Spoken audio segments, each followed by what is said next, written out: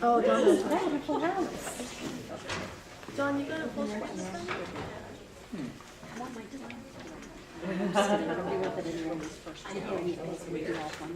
What? Dawn is going first, clearly. She hasn't full screen yet, but... It was full screen, did it do some more error?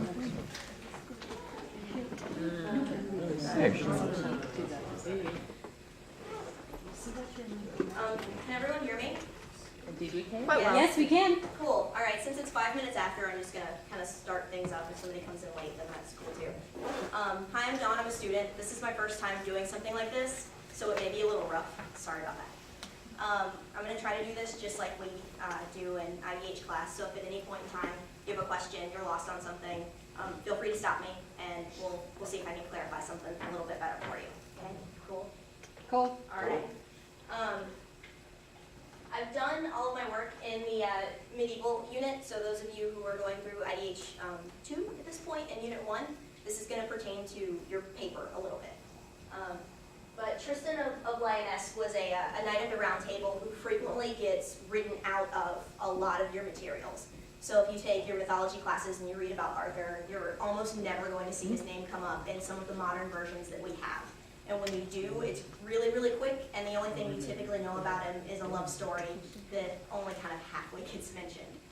So I wanted to give you a little bit of background about him and why he's important. So let's see here. All right. So my thesis is Tristan of Lyonesse embodies qualities not seen in other knights of the Round Table. He is the most pure example of Celticism in a Christian world. Does anybody know about Celticism in particular? Ever heard that term? No? Okay. Well, that's going to apply to a peoples called the Celts that's really settled in Europe and the mainland, but got specifically intricate whenever you get into your island populations, Britain, Ireland, Wales, the Scillies, all of that.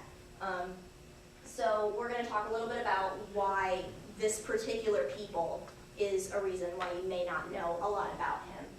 The Christian world in particular is going to become important because that's when we start to get writing and standardized writing. So it's not really a stab at anybody, it's just to kind of let you know this is what we were up against. So we're going to talk a little bit about Tristan before Isolde, the Celtic influences, writers versus society, so the people who were writing the story and the social climate that they were living in at the time. Some of the details that don't change throughout all of the versions of this story, because there were 7 primary sources for all of the stuff that you're going to see tonight. What the Tristan stone is and why that's important to him specifically, and a little bit about the Lyonesse project, which is going on with the government of Cornwall right now. So, let's see here. Okay. I'm going to show you this video with a little bit of reluctance. This is just so you can put faces with names. Please understand that this movie is in no way, shape, form, fashion accurate at all, but it's going to help you out when we start throwing around 3 and 4 people with the same name.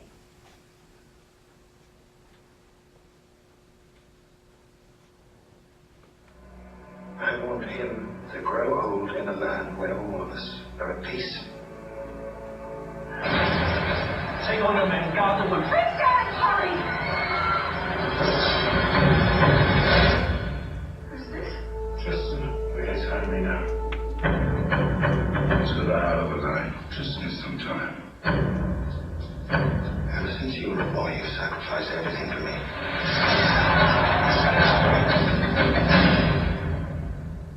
Did I love him like a son, or did I misuse him for my own purposes? He's alive! You're safe here. Just sleep. What's your name? I think it's better we do a brotherhood names. Don't you think that your life, why long for things if they're not meant to be ours? The king himself is scouring the coast. He'll find you. You must go. I want to know that there's more to this life, and I can't know that if they kill you.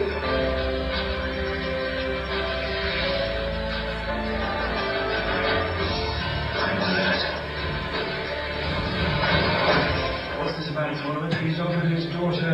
your trying wheels. Let me go and win your wife.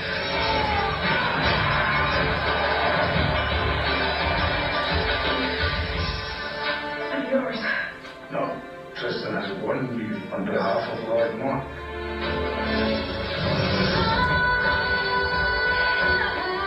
Your marriage will end 100 years of bloodshed. I'm married to another man. I miss you.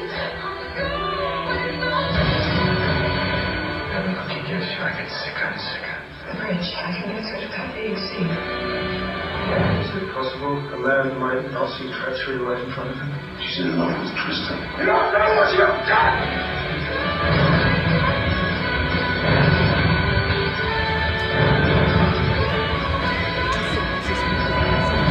Tristan, and he's old. How many did you love before me? No. And after me? So that's typically everyone's introduction to this whole story, and usually the end of the knowledge. Has anybody actually sat through that yet? No? Yeah, you're better for it if you don't, unless you just think James Franco's cute. In that case, more power to you. But there are a couple of things that are particularly helpful, mainly in part with keeping faces with names. So you remember the guy with the brown hair, that was Mark. Okay, we can kind of move from there. So if you keep those faces in mind, maybe it'll help you a little bit later. All right, so a little bit about Tristan himself. And if you've ever sat through the movie, one person who has, they constantly, oh, two, awesome. They constantly say that he was from a place called Aragon, which would inquire that he would be Spanish. This is completely inaccurate. Tristan was from a place called Lyonesse. This is referred to in several medieval works. You'll see a lost island off the coast of the Scillies. That's going to be swallowed by a giant flood. We see a lot of flood stories. If you've ever studied mythology, you know almost everybody has one. This is just another one that typically doesn't get talked about. So his entire culture is going to get wiped off the map just a few years after his death. So he was not born with an affinity for violence. He does become one of the greatest knights to ever live through really violent means, but that's going to come later in his life. His name comes from the rapid death of his mother and father. So we're gonna go over here for a hot second. This guy right here, Revalin, that's his dad. He would have been the king of Lyonesse. And then Blanche Fleur is his mother. She was the sister of Mark. So whenever we were watching the trailer just a second ago, you saw Mark had to marry Isolde and they didn't love each other and all that. Yes? Okay. So this would have been his sister. So we're dealing with some weird generations at this point. So he comes from the, I should make sure that you know that these two were never married at this point. So this was something that was really not kosher right now. So they ended up having Tristan. Revalin is killed in battle before Tristan is ever born. So he never gets to see his son. At that point, Blanche Fleur finds no reason to live. And immediately after she gives birth to Tristan, she does die. She gives him the name because the literal translation of the name is the saddest song. So she literally felt that nothing would ever bring back Revalin, even this child. So she had no desire to live, and she dies. The child is then taken, supposedly, by Merlin, who gives him to his uncle at that point. So we're going to be coming back to that uncle. He plays a big role later. The richest land in Britain at the time was Lyonesse. Like I said, it's a little island off the coast, so sometimes it's really easy for you to not know about that at all. He ends up going to his uncle because obviously he can't rule if he's an infant. So that poses a problem. All right, so this is just letting you know, not Aragon. It was totally a whole other land, a whole other culture of people that were untouched by the rise of Christianity that was going on at the time. So as he grows up, he becomes extremely popular with women, just not in the way that you would really want to be. Women are almost quite literally saving his head constantly. He's always dating someone he shouldn't date, and then gets in trouble with the father, and then ends up in a trial for his life. This is the case with Valencia, or Valencia, however you would like to pronounce it. She is a princess in Britain at the time. She falls in love with him. He's not interested in her. It's a whole big to-do.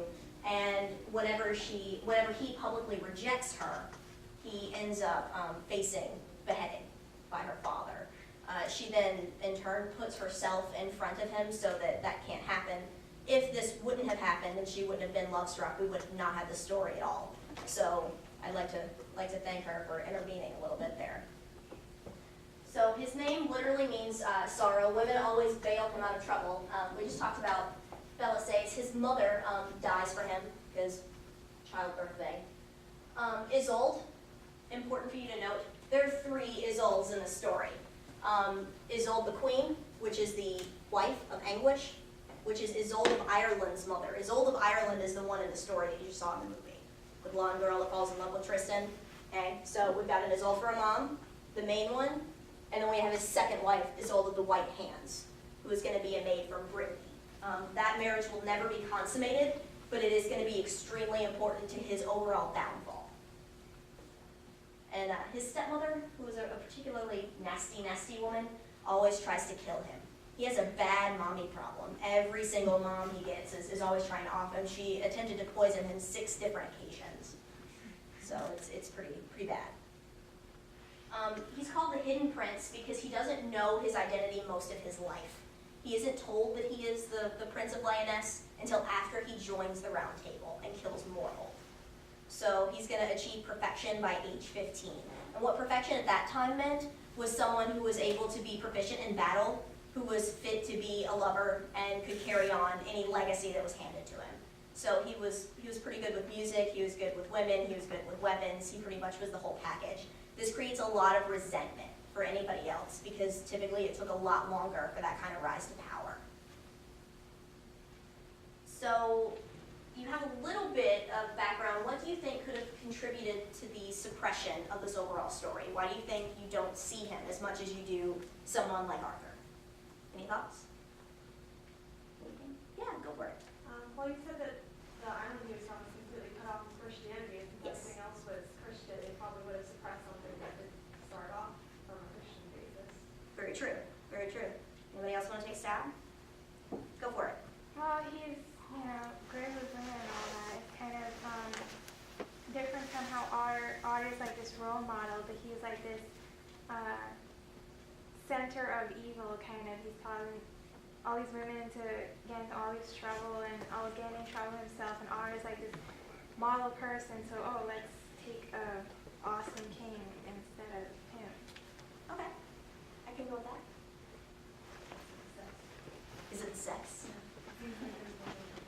I won't necessarily say that it was any sex that he was having, but maybe it could have something to do with his parents. They weren't married, and Dad was a king, and that usually is real shaky. No. Among the Celts, it was really common. You didn't have to be married to have kids. It just wasn't a thing like we think of it today in our society. Women also had significant rights, so we need to put that into perspective a little bit. If a woman were to walk up to a man who maybe was seeing somebody else or doing something she didn't like, she could just publicly say, "I divorce you," and that was the end of it, because women were considered the goddess incarnate on earth.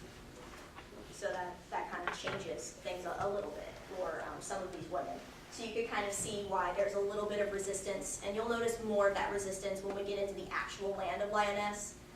But I can definitely agree with you in the sense of the writers of the story are definitely on one end, and these people are definitely on another. It doesn't necessarily make one right or wrong.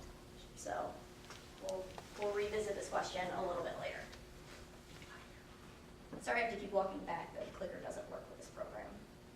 Oh. All right. So his story happens pretty early. There's not an exact date. You have to remember that the Celts did not write most things down. Whenever they did, it was a traditional agam, which would be recorded on stones.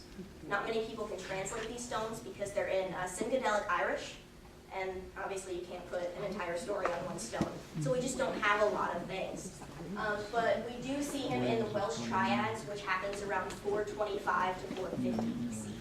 And then he's going to show up again through the Black Book of Carmarthen and a couple of other Welsh epics and British epics. But his story isn't going to rapidly change until 1150, whenever we get writing and monks copying books. So this is Mikhail Seznov. I hope I didn't butcher that. It's super French. Tristan's story is older than Christianity. It's a story of Celtic origins. All events may be mathematically linked to pagan events, such as moon cycles and summer solstice. That's really loose math. I understand that. Being a pagan, I kind of get that's loose math. But the point that he's trying to make is that things don't necessarily revolve around the clock that the writers are using. And we can pretty much prove that beyond a reasonable doubt at this point.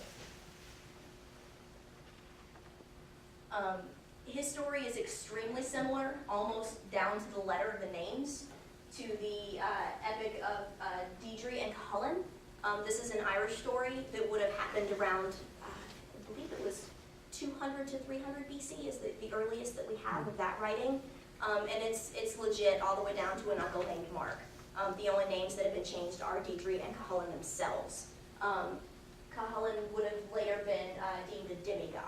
So this could have posed a problem for anybody else coming in later to work on the story of Tristan, because nobody really wants to work with a demigod if you're in a social climate where those kinds of things just aren't allowed anymore. Whenever you start going through Middle Welsh, should you ever choose to do that for funsies, you'll see these two names.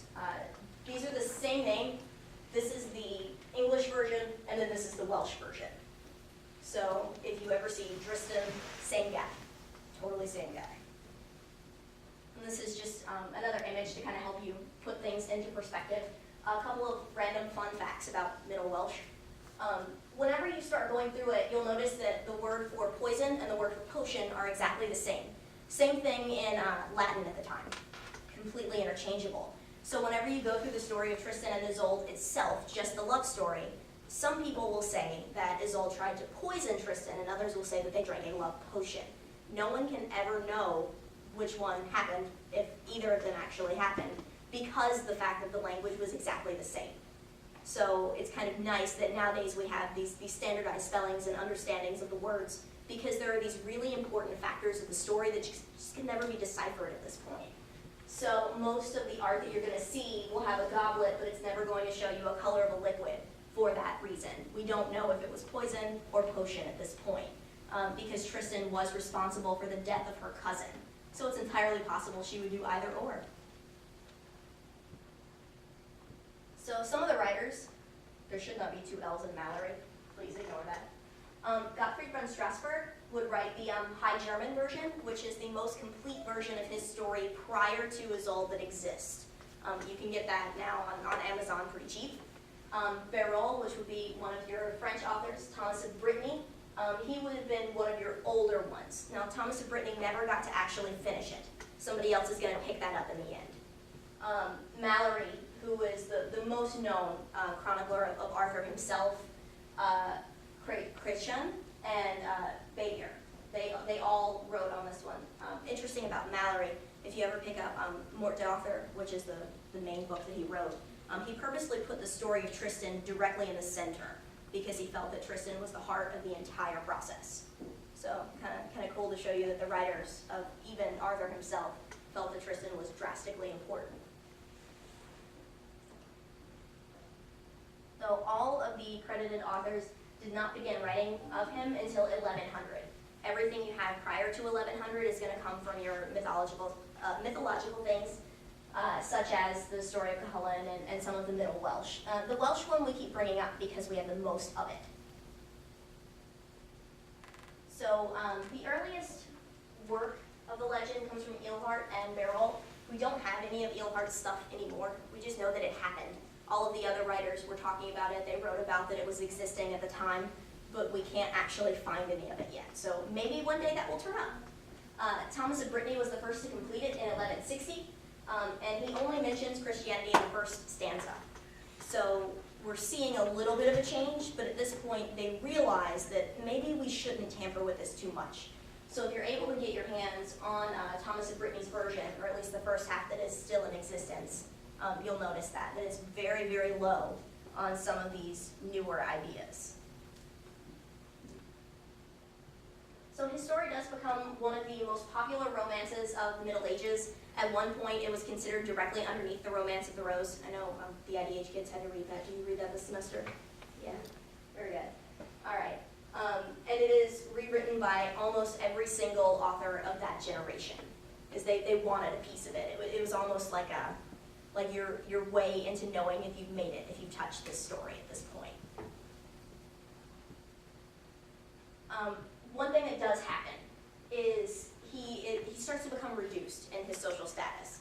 So while Tristan was definitely a knight of the round table, we have that documented in all of the stories, no one disputes it, but they start to break him down as a person. So we're dealing with somebody who started off as this great warrior who everyone wanted to be, and now they're putting him into, oh, he's an adulterer, that's all that he is, no one talk about this guy. So we're starting to see a giant shift in opinion, and this is when all of his works almost disappear entirely, which is really kind of sad. Gottfried, he stays true to most of the Celtic stories, as does Thomas. It's only the French and Italians who are going to drastically change the story. So if you pick up, say for instance, Tavola Rotunda, which is the Italian version, you're going to notice that the story of Tristano is drastically different from everything that we're talking about tonight. That's one of the later ones. So it's kind of interesting if you want to go through and see the differences of how society starts to change the writers. So we can definitely say that the social climate in France, Italy, Brittany, all of these places were so very different from those island nations where this may have actually occurred. All right. So there are a couple of details that don't really ever change in the story, regardless of how the social climate was. Some of these things are extremely symbolic, and most people just kind of glance them over. He always leaves Holly and Ivy behind to remind Isolde that he's thinking of her, even whenever they cannot be together. They're never officially married. In some texts it said they had 3 children. I've listed that over here for you. None of that can be completely proven at this point.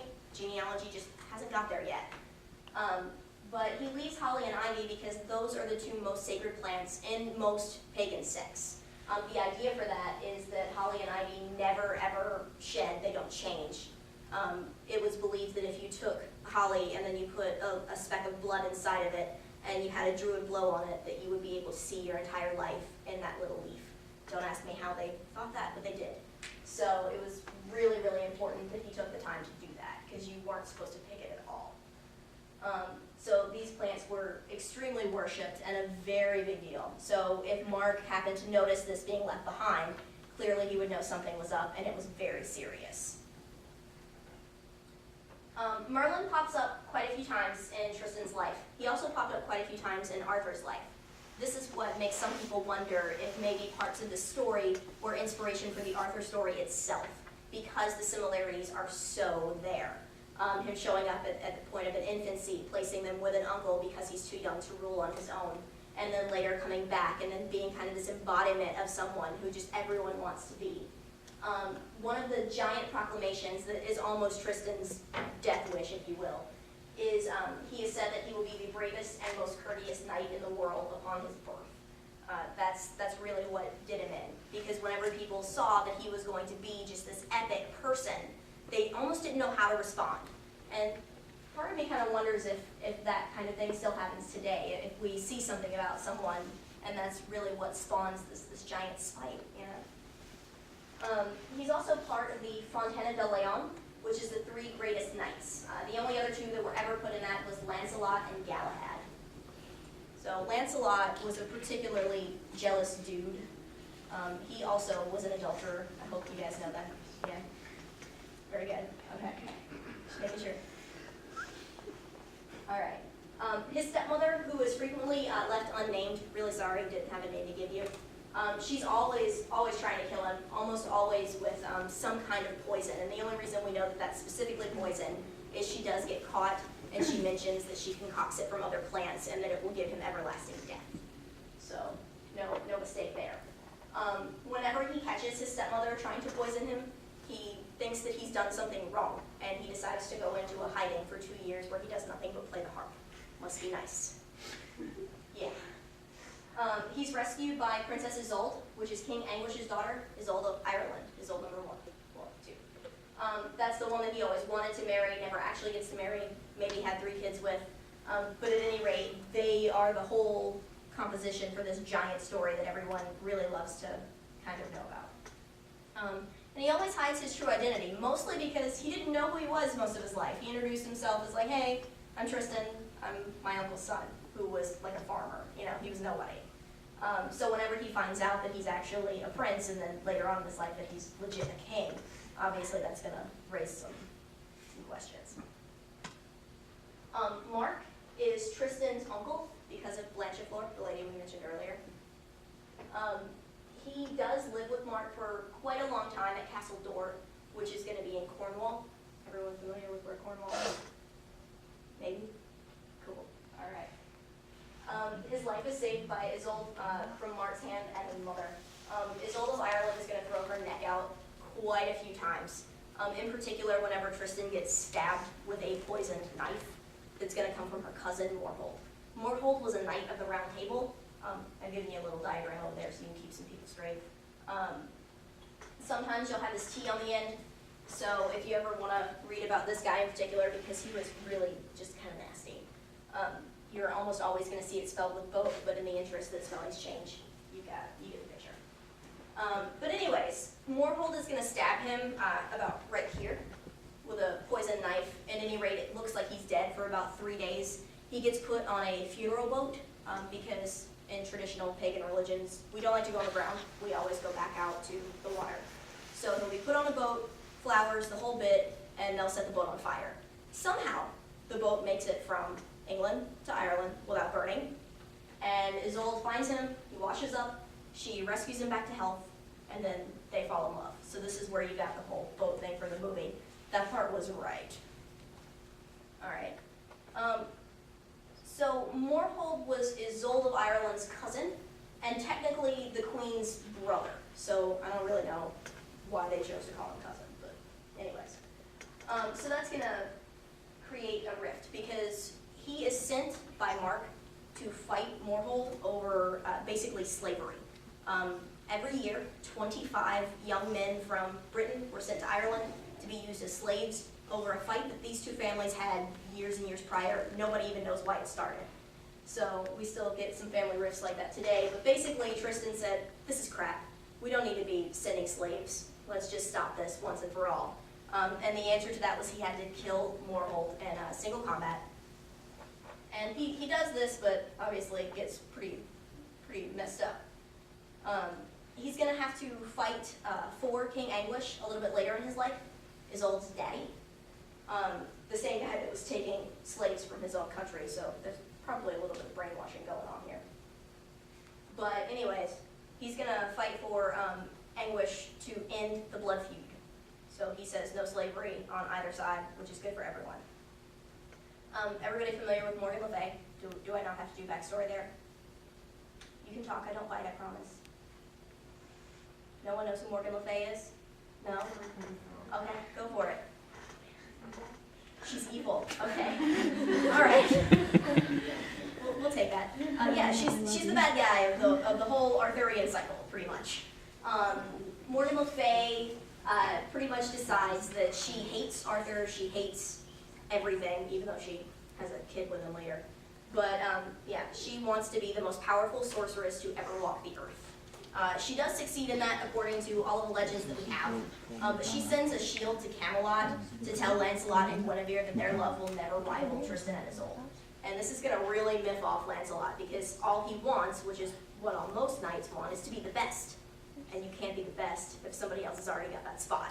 So this is going to start a blood feud between Lancelot and Tristan. And he never gets to die bravely in battle. It's kind of sad.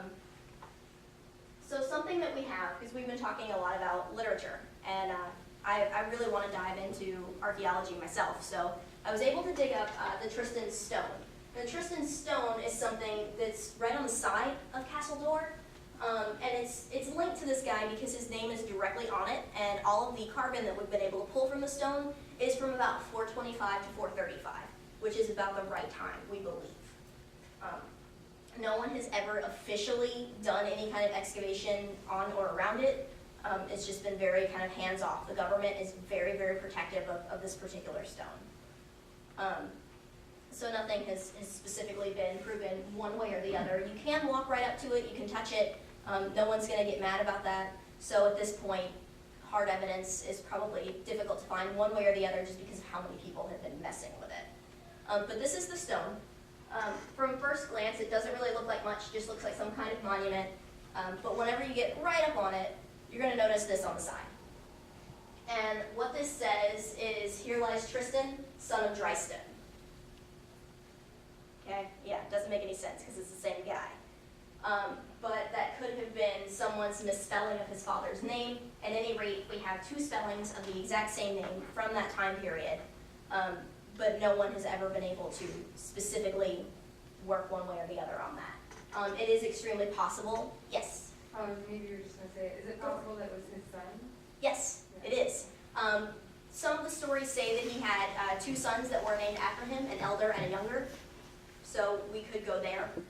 The only thing that's kind of strange is that all of the things that we pulled would have been from the father's time period.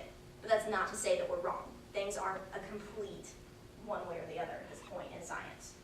So if this stands to reason, this would be great if they would excavate it. The only problem that I see particular with this is the fact that if you're going with a "here lies," which would go a grave marker, you're not going to find a body in there. Because as I mentioned earlier, we don't go to the ground. That is a Christian thing. All of us go back to the water. So, this is what I was just mentioning before, that it's very likely that you're not going to find a lot of these bodies. You may find some of the ones that were later converted. Some people argue that Arthur was the first benevolent king and that he was a complete convert, in which case we may be able to find something from him at this point. But all of these others, you're more than likely not going to. So Lancelot visits Lyonesse at one point in his life, and this is something from the Tavola Rotunda that I was able to pull to kind of show you a little bit of how that rift occurred. So he said that the people of Lyonesse refused to be baptized Christians. Lancelot spends a great deal of time converting all of the physical things to Christianity, but the people would not budge. A Lyonesse knight said to Lancelot, "I'd rather die bravely than live in a Christian prison." That's a pretty bold statement. It's kind of rude, but they were pretty serious about their things. Where we believe that this particular place is, a lot of boats have been sunk in this particular region on spires of buildings, so it's entirely possible that if this happened, that he did build a lot of churches, different buildings to his new religion, but that the people never actually inhabited these buildings, that they stayed pretty much to their own thing. So the Lyonesse project is an excavation that's going on right now. The government of Cornwall in 2011 began searching for the lost city. They are now putting in all kinds of new technology for underground excavation in the water to hopefully find this place. There's no further information at this point, unfortunately, about what's been going on one way or the other. Everything is on very hard lockdown. But it is something that is very real and happening. There's enough evidence in literature and in some of the folklore of the area that point to this may actually be going on. We've got a lot of ships that get sunk. There are a lot of people that claim that they can hear bells. It's really, really weird stuff, but it's enough that people are starting to open up about it. So while the true origin story is still a mystery, Tristan is one of the greatest Celtic heroes who became an inconvenient to the medieval public. His legacy does still endure. So this is one of those things where I want to be very clear that this presentation is not an attack on anyone. It's to help you understand how things morph, because something may have started out one way and then society slowly changes that. We see this in a lot of things all of the time. But another last afterthought I have. Are you guys familiar with the fleur-de-lis? The symbol for the city of New Orleans? Jared, can you hold up my purse? Yeah, that symbol right there in the middle of the purse, the fleur-de-lis. Have you seen that before in your life? Awesome. That's on the French flag as well. Well, they used to be. The idea for the fleur-de-lis comes from this story. It's said that whenever the two of these died, because they did die together, that there were two white lilies that came from the ground, and that's how they spired in each other. And they called it the fleur-de-lis, and they said that it would always endure that way. So whenever you see people walking around with that, it's not just a symbol of old world prostitution. This is the original place of where it came from. So that's kind of a neat thing. Yes? What's it called? The Florida? Fleur-de-lis. F-L-E Fleur-de-Lis, Fleur-de-Lis. I didn't just dress up as a Potter kid for funsies. This is also to kind of let you know you're being bombarded with Celticism in your everyday life and you don't even realize it. This entire series is completely, in a polite way, ripped off from the stories of these peoples and their religion specifically. So a lot of the things that you encounter in these stories are directly from that. You guys have any questions or thoughts or anything? Yes? So I understand this new project they're excavating this lost city. And you as a researcher, what is the most exciting discovery you can foresee being brought into literature that you want, what questions do you want answered from this city being discovered? I think at this point, what I would like to know is something that would really connect him to that city to prove that he was there. Because if we can find any remains of one of these characters, we're able to give a little bit of validity to this whole movement in literature. And then that opens up a whole other slew of questions. I mean, some people believe that, you know, they have these giant purposes or this giant reason for things existing. And I think that the Arthurian cycle itself gives us this sense of magic that we don't have anymore. So I think that it's kind of a romantic idea, if you will, to be able to put a little bit of magic back in the world. Why not say, if these things happen, let's find out who these people were. Let's really get to the meat of it. I like the idea of being able to decode things. Yeah. Yes? I'm trying to get my head around the dating. Okay. Because we've got a story here that mixes in many different centuries. Lancelot doesn't appear, for example, until around 1300 out of France, right? Yes. He comes into the story later. Did I understand that Tristan goes back 200 to 300 BC? Yes.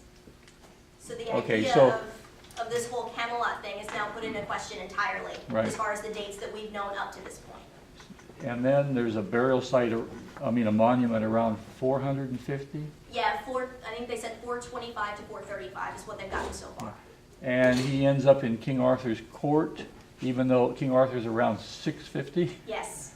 Okay, I'm trying to figure out who brings this whole thing together. Does Geoffrey of York? You said he mentioned him. He mentions Tristan, right? Geoffrey. Yeah, Geoffrey's going to come a little later. You're talking about the guy who He's wrote about the History of 1100, Kings and around Queens? 1100. Yeah. The history of the kings. Yeah.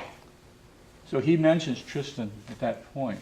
Yes. But I'm trying to get in my head, who like Le Morte d'Arthur is kind of the bringing together of everything into one. Does anybody take the Tristan story and bring it together and make the story kind of like he There's seems not to a be pretty everywhere. version. He's all over the place. Yeah, there's not a pretty version right Right. now at this point, whenever you take a lot of the Arthurian characters. Because you've got them from all of these different things, and the one thing we have uniting them is this story of Camelot. Yeah. And the problem is Okay. we can't even properly date Camelot at this point. We haven't even found it. So the idea of when this was all happening is completely into question, because all that we have Yeah. solidified is when the writings were happening. And the writings Yeah. were obviously nowhere near the actual happenings. Well, we have, perhaps, there was a lead cross found at a burial site with King Arthur's name on it. Yes. Are you talking about the one that's at the church? The church and, Yeah. name won't come. I think they said it. Kind of the point. enchanted island of the enchanted The island of Glastonbury one? Glastonbury, yes. Yeah, because I know the last time I researched what was going on at the Glastonbury project is when they excavated those bodies, they found that the one that was, there were two directly Right. underneath each other. Sorry. Yep. There was a man and a woman, and they were able to positively identify that the man was not able to be King Arthur because of where he lived. Hmm. So at that point, there's one story floating around at this point that one of the monks that reported it as being the grave of Arthur admitted that he was lying because his church needed money. Right, I don't know how much truth there is to that, but Yeah. that is something that's going around. right. Good, well, I was just kind of interested in how these people arrive into the same story when they're from such, I think, Yeah. personally, I love it, okay? I'm not, Yeah. No, I know, but I'm always, it's rough. I think it's interesting to me the way oral traditions then become written down by later peoples who have different religious beliefs. And then all these stories get combined somehow from different eras, and we get you know, somebody comes along and makes what we might call the final version, or, so I was just interested in dating. I think that's the one thing that we're all looking for with the Lyonesse project and with the stone is we're looking for some kind of hard evidence to really just reel it in, because the literature is so everywhere, and it's because it's from different countries, it's from different times, so trying to really put a date on some of these people is almost impossible at this point. I mean, Merlin's the only one who got a bicentennial, so. Yeah. So since the Celtic people never wrote anything down, it's all oral tradition up to a certain point. In terms of trying to establish real dates is really very difficult. It is. Very difficult. It is. It was rough going through all of these sources and Exactly. figuring out all of the spellings and why these things morphed the way that they did. So I definitely, my hat's off to you guys for doing this all the time, because it was rough. It is. Yeah. Good. Yeah. Anything else? Yeah. I know you said that Harry Potter was related to this. Does that include like the magic and all of that as well, or was that added to make it Parts of it, in the manner of like them using Latinized versions of things, no, that's very new. But the idea of the creatures are very much a part of it. So, you know, she didn't invent a boggart. That was definitely something that we had hundreds of years prior. So that's, in that aspect, yes and no. Does that answer your question? So I know the names, like, she changed them to Latin and stuff like that, but were let's say the spells themselves, were they a lot of the ones that were actually used? No, no one's actually holding a wand and saying Wingardium Leviosa to levitate things. Some people are believed to have powers, others are not. So it's, I guess in this sense, it's kind of like your other medieval mystics. Some people have things and others don't, but the extent of that isn't always clear. So the idea of like a wizard school isn't really something that would have been going on other than like a druid class, but they would have spent about 24 years in school. Okay, well I was just saying, like, you know, when they make like example of potion class, you know, that sort of thing. Yeah, no. Okay. No. That's for funsies, so you guys can, yeah. Okay, thank you. Good. I just have one more. You were talking about how parts were rough going into this research and presentation. What was the most challenging part of the research, or perhaps what was the most rewarding part of this entire research process for you? Realizing at one point I stopped reading English and started reading Middle Welsh. And I didn't know that going into this. I think because at some point your brain kind of just begins to click and you start to recognize things. So I almost feel like if you want to study medieval things, sorry, get used to it if you're going into medieval things, you're going to learn probably about 12 to 14 different languages by reading the sources. Because just spellings are everywhere, you guys. It's crazy. I didn't realize that I was going to be able to understand some of these German things because I was like, well, I don't speak German. How is this going to work? And then you start going into it, and then you realize at one point you stop using the translations and you start to recognize things, and it's almost like you're reading it as if you knew it all along. So that part was really, really cool. But I think all in all, the most rewarding part to me was kind of feeling like you know some of these people. You know, because you get into their heads and you go, okay, well, if this was going on and women were able to do this, like what was it like to be Isolde of Ireland? What was it like to have all of these choices and then to see the social climate change so much and all of those choices are taken away? So I think that to me is really, really interesting. Yeah. Well, that's all I got. Good, thank you. Do